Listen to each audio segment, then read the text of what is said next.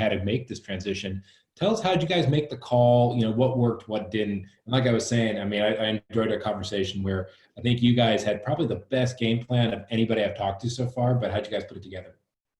Yeah, so we were ahead of the game in a lot of respects, which was fortunate. You know, Michael, I was telling you that at the time we were actually going through our SOC 2 Type 2 auditing, right?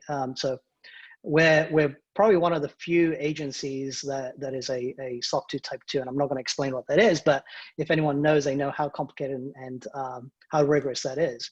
So, you know, we've been able to develop very strong processes around, you know, scenario planning and so forth, right? So we had a pretty robust business continuity plan, or a BCP plan. So we'd been watching really what was going on across the market anyway. You know, really back from January and February. You know, I think the week of March 2nd, we actually, you know, did a dry run with our leadership team on our BCP plan. So we were already kind of planning through, kind of doing scenario planning, all that kind of stuff. And we'd already pre-planned to have dry runs of all teams fully remote the following week. We ended up, you know, really executing and accelerating that. So we went fully remote on March 12th, which was a Thursday. I remember it pretty well. And, you know, everything from, you know, the tools, the processes, the mechanism of communication, the triage mechanisms were kind of all went into effect and were really, very well planned out and rehearsed out by the team. What was amazing was really how well the team did with everything. And as you can imagine, as things progressed very quickly into that following week, you know, our teams were a lot of the frontline teams. We were the ones, you know, developing messaging for our clients, right, around closures and all those kind of aspects of things. So, you know, we had to lean in heavily to help clients, you know, stop automations. So it put a massive burden actually on our talent in a time that's already chaotic and tough from a personal standpoint for people to figure out, you know, how to operate from home and everything else. But I think the pre-planning we did the week before with the leadership team meant we were synced in. And then once we executed it with our employees, we just moved into it like a machine. Yeah, the irony of that, you guys were putting together a business continuity plan that you actually had to put into effect literally like a week later, is interesting. Anybody that's that's a technology leader has probably gone through a business continuity plan before. I know I have. And usually when you put them together, you're planning for worst case disaster scenarios around, you know, is there a hurricane? Is there some type of a disruption in business? Maybe there's you know, a tornado or an earthquake or something like that. And, you know, sitting back there, there's the idea of like, what if there's a pandemic? But I've put those plans together. No one really takes them that seriously. You're kind of checking a box from a compliance standpoint, not really thinking that you're going to have to put that into to action one day. And then literally like a week or two later, you guys had to execute on it. So unfortunate that we had to put it into plan, but fortunate that you did have a plan that was fresh in your mind. Yeah, Michael, the funny thing about it was that our BCP plan was written around a zombie apocalypse. Really? Yeah. So it was kind of written well. Not too far off, really. It's yeah. pretty kind of close. Yeah. Zombies aside, that was pretty close. One of the things that's come up in a lot of our discussions in previous webinars that I like to talk to folks about is when you do have a strong in-office culture where even though you have the capability to work from home or work remote, and certainly we're all fortunate being in technology professions that we've always had remote working as an option. But when you do switch to working from home and as by design, having the entire team transition to work from home rather than one or two people, not only do you have some technical transitions, and that's usually what we think of first. How are we going to maintain business? What's our business continuity plan? What tools and what technology are we going to use to stay connected? But almost as an afterthought, there's what happens to the culture now that we're all not together? What are you guys doing to either foster the existing culture? Are you creating new culture? What's keeping the team together as we've gone through the last few months? Yeah. So I don't think you can go into it trying to replicate what you had before, right? But you can take elements that were strong and though really really the cultural DNA elements and kind of build on top of those. So I think if you go and try and replicate to what you had, you're not being mindful of really how you need to adapt. And folks do adapt and they have adapted really well. So I think it's a case of being very precise in acknowledging what has been changed, right? Take into account how you have to almost over communicate in a lot of ways, right? And find those moments where you can bring teams together, you can bring humor together, you can bring some level of socialization, but most importantly, how you kind of elevate a level of empathy in what's going on, right? Because not only has the environment changed quite a bit, but there's a lot of frightening things out there, right?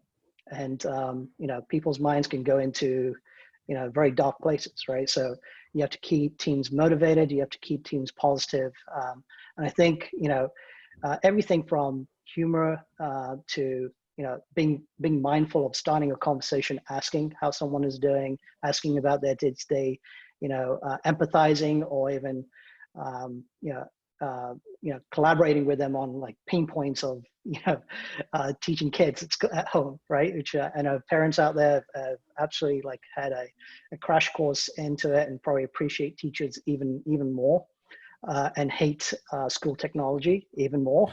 But I think just like being open and sharing those pain points humanizes aspects across the board, not only with employee to employee, but also department heads and leadership, acknowledging it is hard, the personal side of things, but at the end of the day, also acknowledging what our clients are going through, how difficult it must be for them, right? And our role in helping them. And I think that brings teams together. They want to fight together. They want to fight for their clients, and our clients see it right off the bat.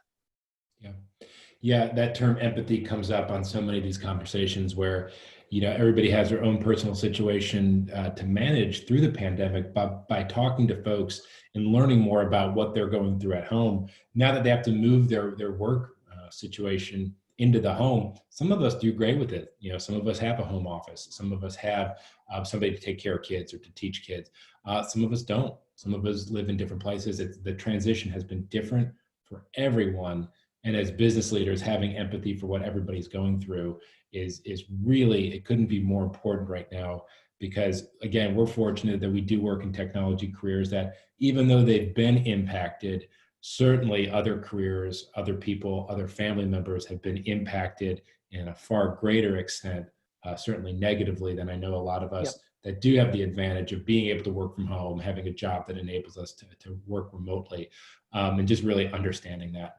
But I know you guys did some fun stuff as well to kind of keep culture going. And I love what you talked about by saying you can't replicate it.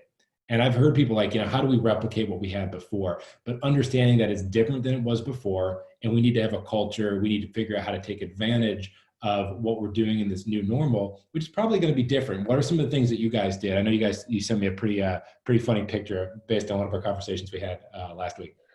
Yeah, I mean, there's some surprising things that have come out of it that I think actually have, frankly, strengthened our culture. So we've taken the positive out of it. I mean, there's some Slack channels that have come through that are just hilarious, right? Throwback Thursdays is a fantastic one, right? Where we share photos of ourselves when we're kids or teenagers and stuff like that. So every Thursday, folks, sometimes there's a theme, whether it's prom or something like that. So folks kind of share, and you kind of like, you get to learn, because you don't have those, water cooler moments. All right. So we're trying to use things like that to create those kind of water cooler moments and so forth. Some other things that have kind of been interesting, especially as we're talking about Slack a little bit, sharing pets of BrightWave has been a big one. For a lot of people. So some interesting stuff there. And then for the parents out there, we also have Parents of BrightWave, right? Where we all kind of commiserate together. There's probably going to be one saying drinking of BrightWave, I don't know. But, we've certainly had things like that, but we've also had events. We've done a lot of cool, actually later on this afternoon, We have, a event coming up. I'm forgetting the name of it. Let me quickly. That's it. Drinks on deck. It's part of our. We used to have a happy hour every Thursday, or every month on end of the Thursday. So our team has been doing a fantastic job of just kind of reshaping what that is. So Decks on Drink later on today at 4 o'clock or 4:30. A couple of us are sharing different cocktail recipes and showing everyone how to make cocktails, right? We've also been taking advantage of our clients. One of our clients, Airbnb for Business, has this fantastic program, which is Airbnb Experiences, that our company's been betaing with them. So, a couple of weeks ago, we had our entire creative team on a Zoom call with a drag queen show in Lisbon, Portugal, right? Teaching our team how to make sangrias. And it was absolutely hilarious, right? So nothing to do with work, but just getting that team together, kind of creating that fun vibe, if you will. So there've been karaoke, there've been, each team is also outside of company-wide activities. Different teams have come together with different methods of stand-up, more social events and so forth. It's been fantastic to see. I mean, I really can't say enough about how proud I am of how the team have come up with these things outside of, something being mandated to them. Yeah, and isn't it great where you kind of have the necessity, or you kind of have the opportunity to reinvent culture that you wouldn't have had before, where now everybody feels more motivated to kind of contribute an idea or participate, where, normally office culture or office participation, it can become a little vanilla, it can become kind of standard, it can be kind of ho-hum, that what you're doing around the water cooler or the happy hour where it's an office event. But because it's changed so dramatically, that people are actually inspired to try to do something different and new. And in return, you get access to kind of funny things like Raj's picture from, is that 1996? Yeah. On there? Like, this is fantastic. Like, this probably wouldn't have come out if it wasn't for the pandemic, but we all get to see this now, and it's absolutely hysterical. And I want to know, where was this picture taken and why? Yeah. So gosh, this was a long time ago. I was probably about 18, maybe. I was in the Territorial Army, the British Army. So I was a young soldier back there, which not a lot of people know. I was in the army. It's kind of the equivalency of your kind of reserve army, or ROTC, I guess, is another way of describing it. But yeah, I'm not a military guy otherwise. Well, you look good in uniform, Raj. You're a handsome man. Thank you.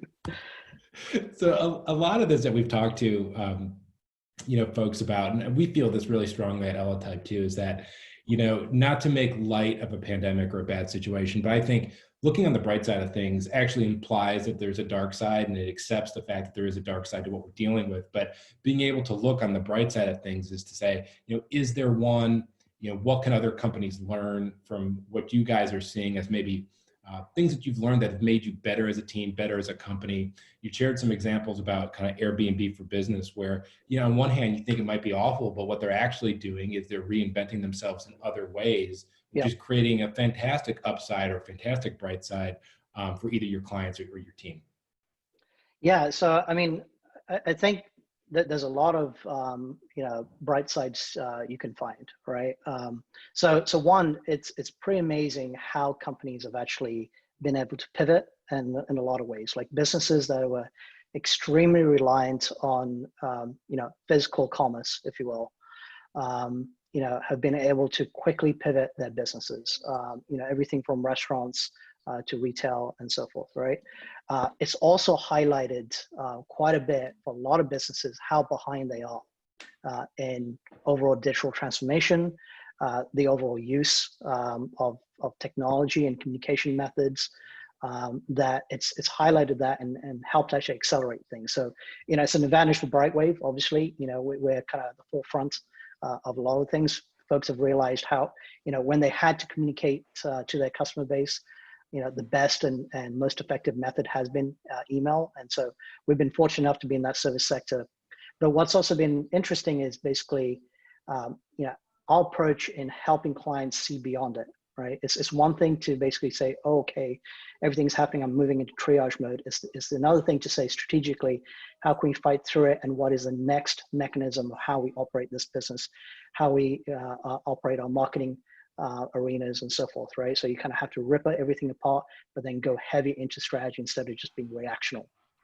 So the companies that we've seen do just fantastic jobs are the ones who are, who not only had to go through the reactional element of it, but have moved quickly past it into the planning and striking through for the opportunities, regardless of how hard their business has been hit. So that's extremely encouraging to see how teams, leadership teams, companies can really pivot. I think it's actually accelerated a lot of aspects of our entire industries, right? It's also shown where we're extremely vulnerable and where we perhaps have been complacent as businesses, right? So that's really good. And I think it's also brought out the best out of people. And I think as long as the, leaders, teams, and so forth are being mindful of that, communicating that and being honest about what's really tough and what's really an opportunity, and not really brushing things underneath the shed or anything like that, then I think you can have some honesty in actually going past this. Yeah, I love that idea of talking about how things have really accelerated things forward. And there's certainly tons of crises that have been out there where people have regressed back to something that's maybe less efficient. But I mean, almost the interesting piece about this pandemic is that it's accelerated a trend towards more remote working, towards more connectivity, through remote teams, teleworking, where this stuff had been going on for a while anyway. And like I said before, I mean, being in technology, we've all kind of seen this coming, but it's been coming incrementally, and it's been getting, more robust and mature as it's been going on. But it's essentially, this has fast forwarded everything for industries and companies that for whatever reason, probably like you were saying, out of just comfort, they didn't have to, have now accelerated that trend. And I think people are seeing a lot of bright side out of it that a lot of companies have been preaching for years about the benefits of allowing a flexible workforce, about,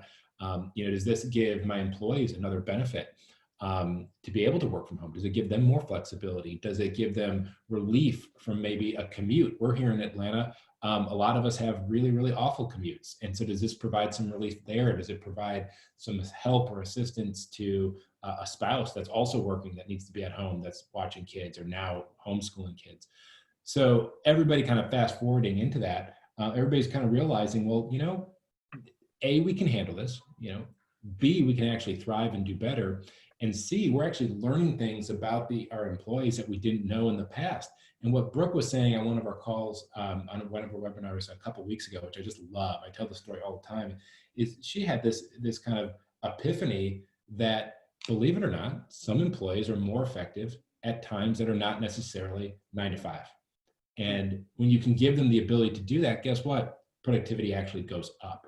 And it sounds obvious in hindsight, but really you need something like a pandemic to force everybody into a scenario where they can figure out how to be the most efficient, how to be most effective. And then hopefully they have employers like BrightWave to be able to sit back and say, hey, we're going to learn from this. We want to do what's best for our employees to make them more efficient and more productive. And at the end of the day, the whole business seems to be improving, at least as relatively speaking, during this pandemic.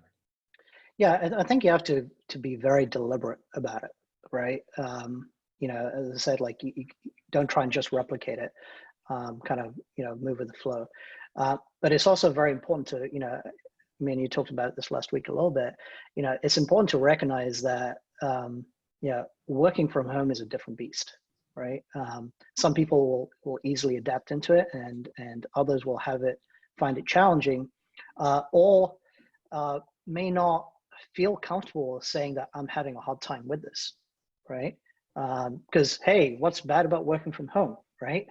But it's important to also recognize that, the way people work, the way we've been trained, the large majority of us are used to operating in those kind of environments, in an office environment, in that kind of routine, separating out, the office side of things with the home life and so forth. So sometimes meshing it is very, very challenging. So, we should never go into assumption that everyone is doing great out of it, right? There's going to be some folks, who'll do fantastic out of it throughout, or will do fantastic the first 3-4 weeks, and then after that, start losing those abilities. So as managers and so forth, we have to be very, very, very focused in identifying, when someone is, because they're not going to raise their hand that often, right? And everyone's different, to your point. Do they have good Wi-Fi? Do they have an environment where they can actually focus and think and so forth, right? And so, yeah. I was gonna say that's one of the more fascinating things I think we talked about on our call last week was that not every, when we talk about kind of work-life balance, and people are always talking about, can we have a work-life balance? And it's turned to this work-life integration. And now we're in this work-life kind of blur.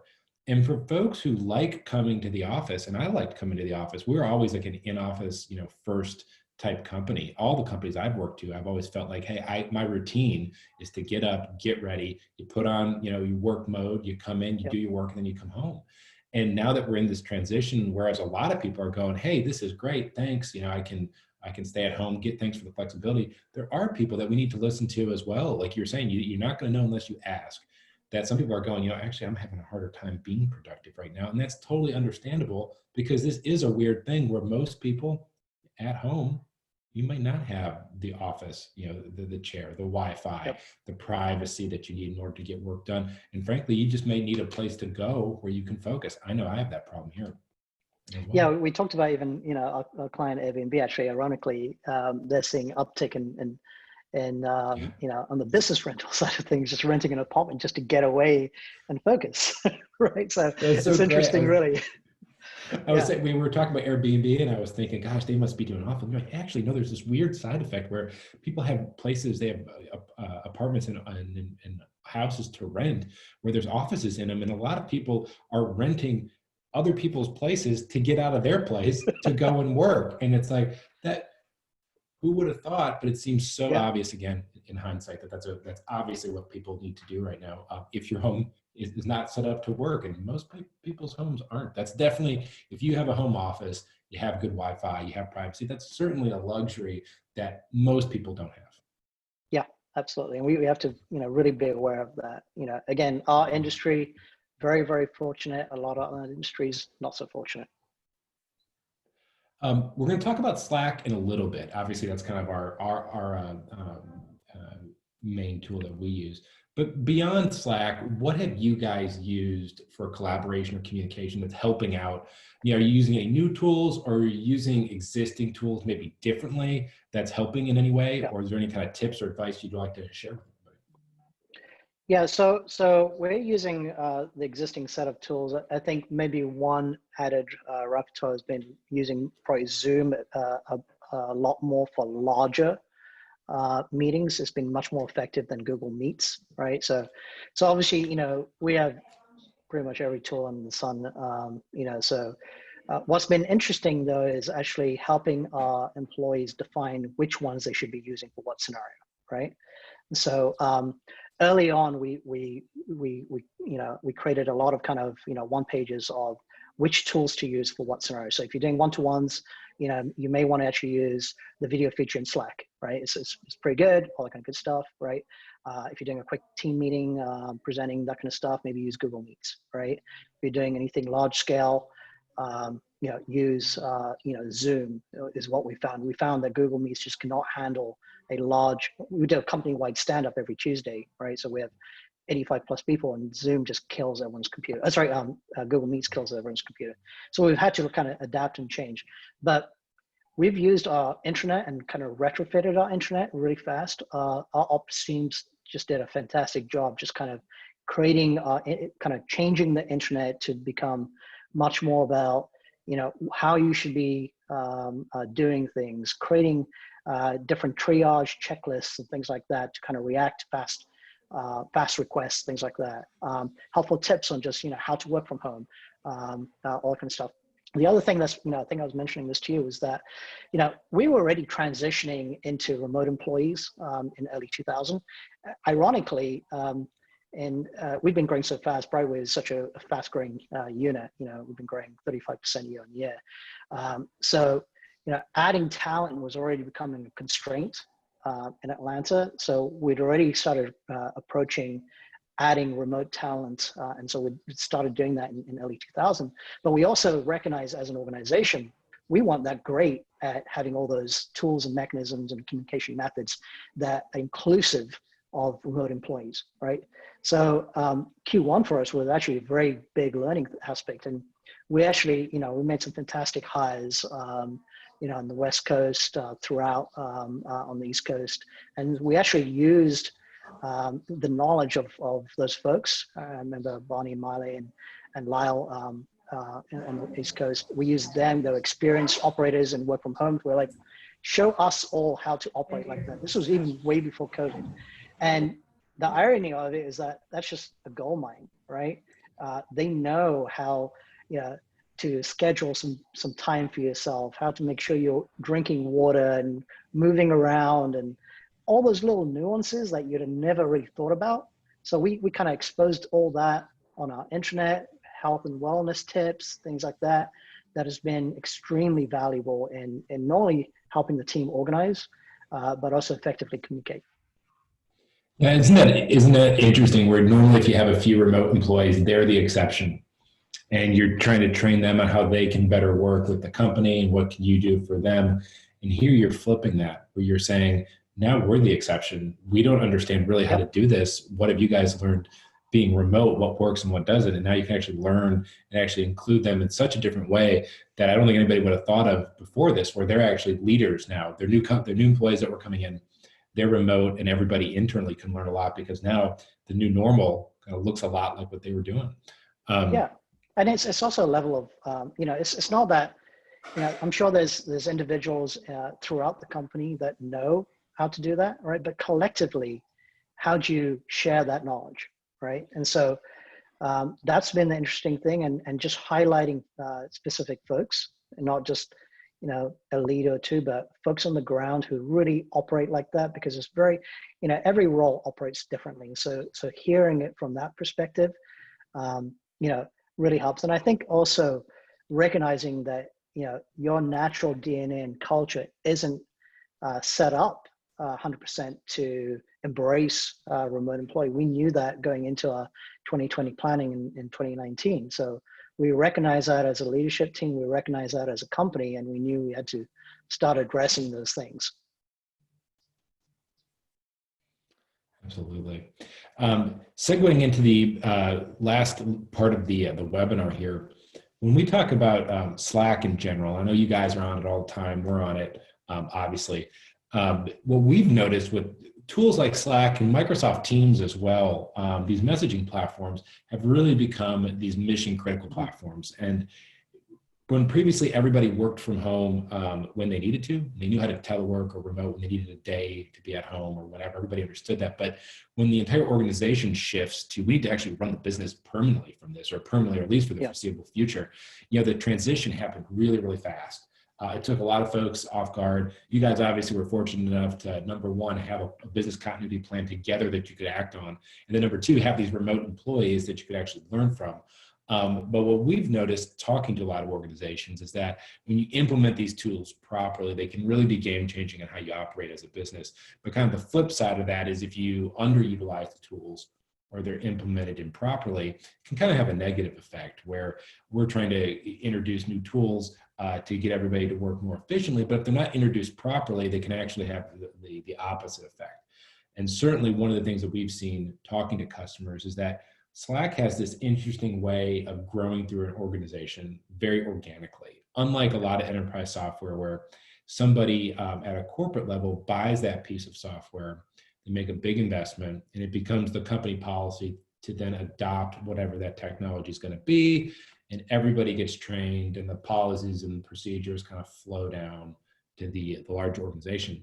Whereas with Slack, it kind of gets introduced very organically, where one team is using it for some things, another team is using it, and then you get little bits and pieces of it, but no one has an all-encompassing approach to it. And that creates things that are often underutilized. So is there any tips that you have on how you guys are getting more effective or more efficient inside of Slack that you could share with the group?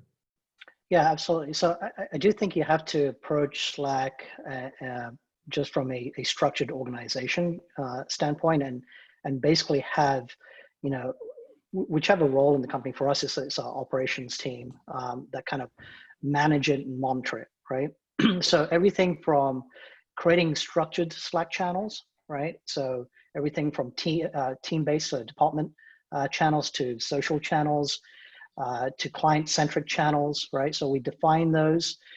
We have a central admin that basically, you know, administrators those, adds folks to those as part of our onboarding series. We're onboarding employees, telling them which channels to use and which ones to not, but still also allowing that freedom for groups to kind of create their own channels, right? Or install their apps with obviously some permissions on the back end, right? So that's been pretty effective for us in predefining naming conventions and predefining structural conventions early on, like when we first implemented it, right?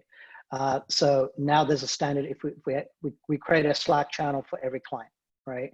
And so teams that are operating for that client, you know, subscribe into that channel, and then when they're rotating off, they can come off and jump into another client, right? That's reduced down clutter instead of everyone being on every single channel, right? That's what creates a lot of noise. The irony of it is that you know, Slack you know, is one tool in your overall arsenal, right? You know, you have to also police it in a way that if it's being used in a way to bifurcate or bypass other true mechanisms. So we use a project management system called Workfront, right? So oftentimes we started to see that a lot of the communication and revisions and stuff like that were ending up in Slack and not inside of Workfront, where the tasks and so forth were, right? So you also have to be able to police it and say, that's great, that's all fantastic, but make sure that information is inside of Workfront, because that's where, you know, we're defining as the, you know, the master record of what's happening with revisions and so forth, right? So you have to be able to police it, you have to be able to organize it and so forth. You know, I learned from you in one of these early sessions about sections. That's a fantastic tool. I've been using sections like crazy. I just actually showed Laura Milton, my head of ops section. She's like, "Oh, this is fantastic. We're going to create a video and put it on our intranet and teach everyone how to use it," kind of thing, right? So you know, that's been good. Apps, integrations, right? We're playing a lot with the different integrations. You know, even how we incorporate the Eletype product into Slack channels or shared channels, things like that. Yeah. Like you were saying, it has to be policed. You know, it has to be organized. There does need to be some structure to it, because Slack can kind of take on a life of its own if you don't introduce some controls, some standards on who can create channels, how channels are created, what information should go into channels, and then how do you actually manage the notifications that are around those channels. It can get a little unwieldy. It can get noisy if you don't put some structure on top of it. Yeah, one thing that's been interesting, we've also kind of married up our Slack channel naming conventions with email aliases, which has been which has been good, right? So, so it's one of the very, so like as an example, we have our leadership council, our LC we call it, right? You can basically, you know, put something in the LC Slack, right? And it's going to go to that leadership team. But you can also email lc@brightwave.com, and it's going to go to that leadership team, right? Same thing with the creative department. Same thing with, you know, a specific team.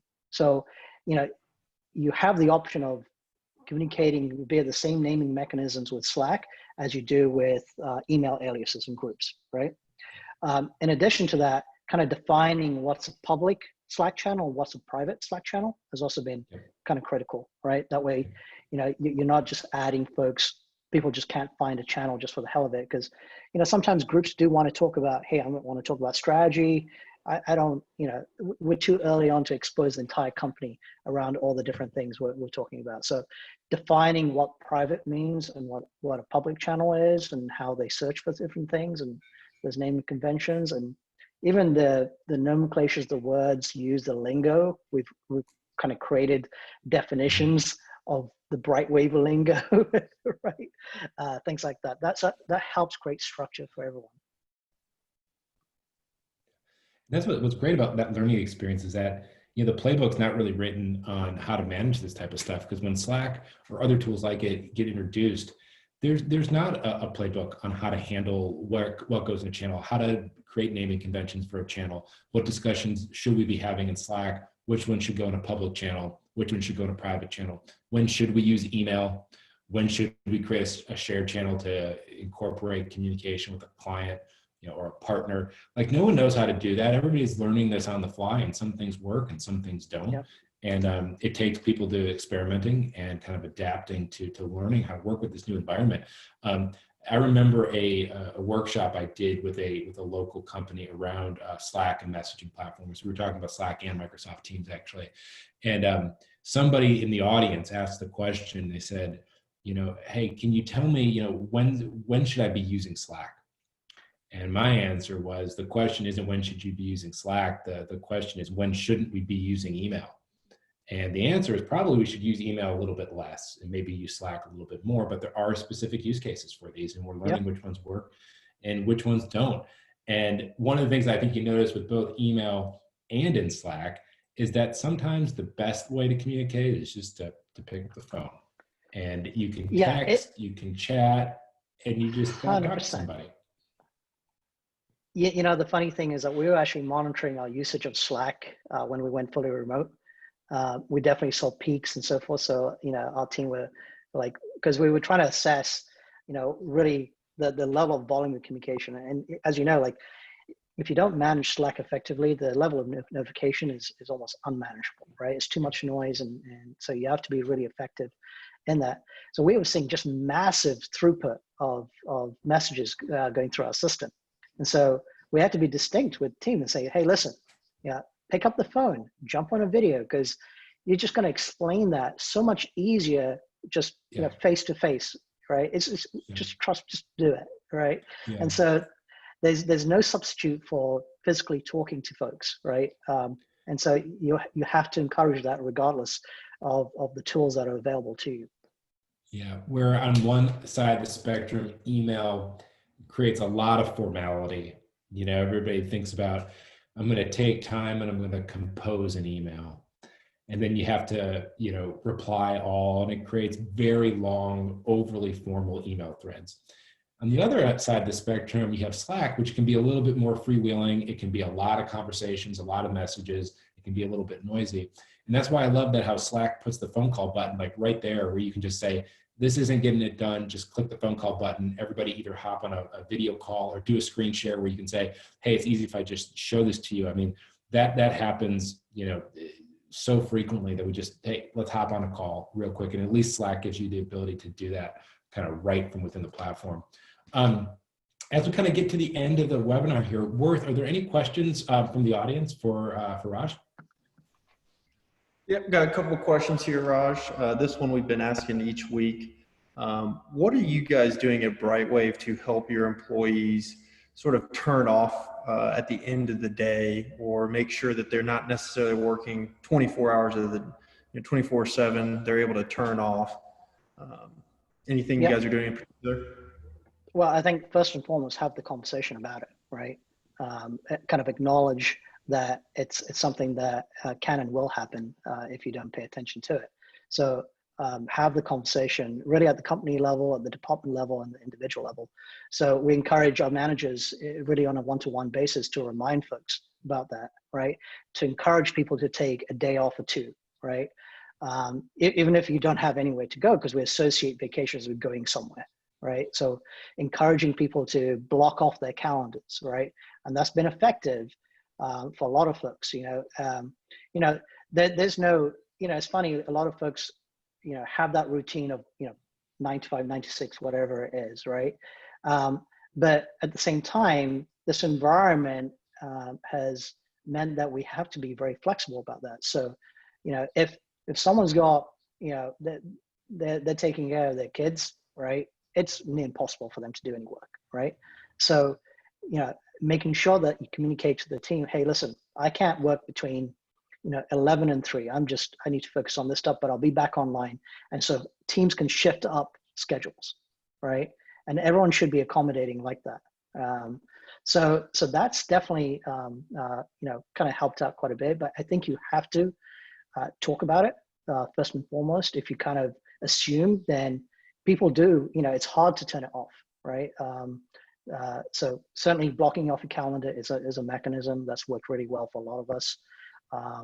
You know, it's ironic, as much as I love video conferences and everything else, if I'm on a day where I have a lot of different video conferences, the last thing I want to do is basically sit on another one, right? So sometimes I'll just let that person, hey, listen, can we just do this over old school cell phone? Just give me a call, right? And I'll go take a walk, right? So it's okay to break those routines. You got to break.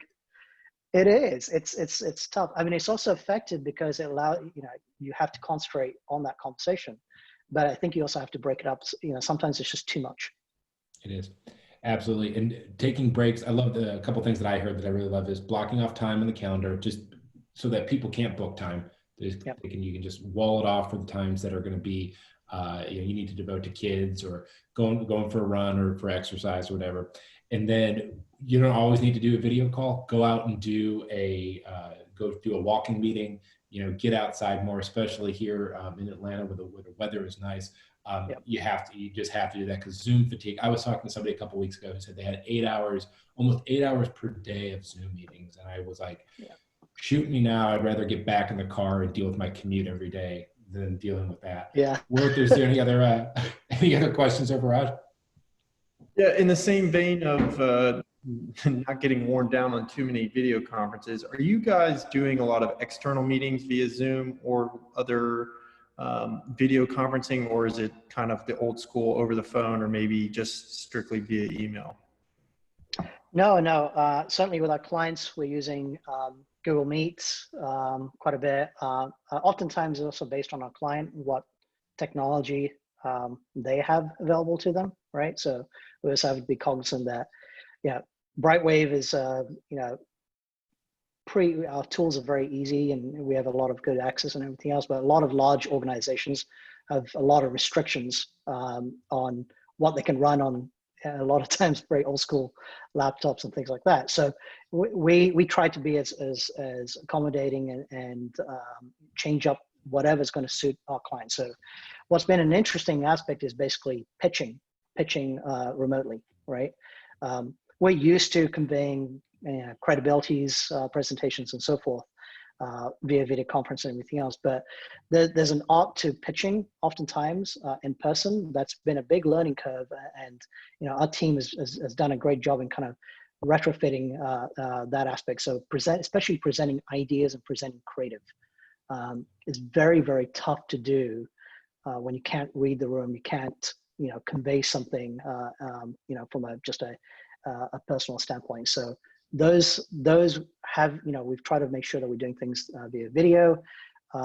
We've also kind of helped acknowledge when we're doing client video calls and things like that.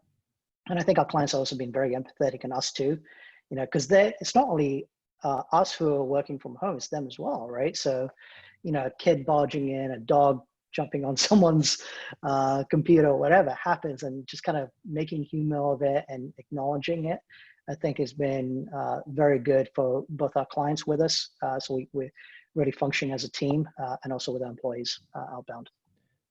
Yeah, and that's something that hasn't come up in any of these calls yet, or these webinars yet, which I think is interesting, is when we usually talk about remote working, first and foremost, we're talking about remote working as an organization. How are we communicating and operating as an entity? And then maybe right after that, we talk about, well, how are you talking to customers? How are you dealing with customers and how are you integrating them in various collaboration tools or support, whatever that is. But even further out from that, which is what you mentioned, Raj, which I hadn't thought about really, is the idea of how do you get new customers?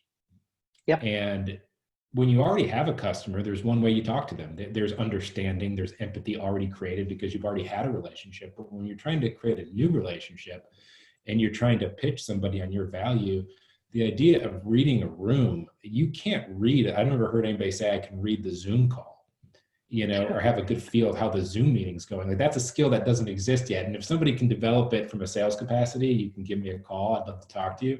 But the idea of reading a room, you're reading a screen and you don't really know what's going on outside here. Yeah. in that side of the room.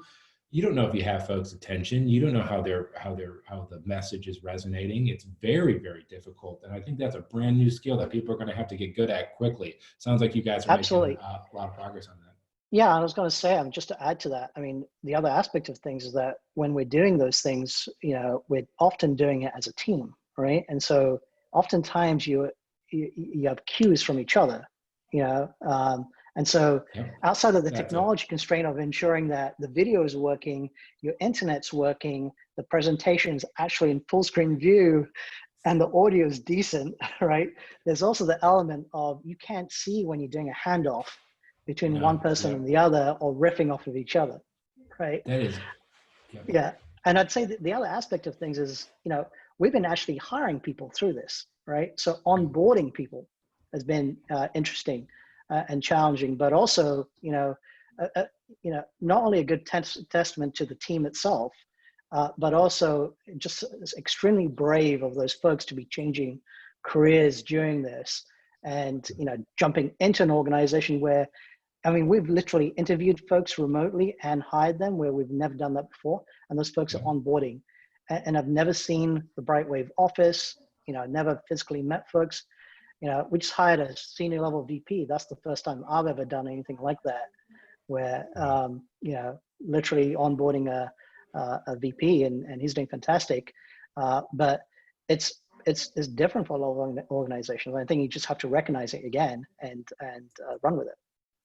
Yeah, that idea about handoffs and riffing with somebody in a sales pitch or a client presentation. I mean, I've been on the road a lot in my career, and I know that some of the guys that I'd be on the road with, like, you have it down, you have a cadence, you have this is how we do it. When we walk into the room, you're going to do this, you're going to ask this question. When this happens in the audience, you're going to step in and say this, and you have a flow, and that flow is very hard to replicate over Zoom, just because you can't pick up on the personal cues that you're giving to your coworkers. When to step in, how to answer that, how to respond, when to defer to the client when you need them to step in. Really, really hard. Everybody's learning a lot. Worth, is there anything else from the audience, or? I think that's it, and we're about to hit the 3 o'clock threshold. So I think we are. We're going to wrap it up. Raj, this has been a pleasure. This has been a fantastic conversation. Is there anything else you want to say in closing? No, I mean, I think everyone out there is doing a fantastic job. Stay focused with your teams, keep them motivated, and I think a lot of organizations will come out strong out of this as long as you pay attention to those aspects. I agree.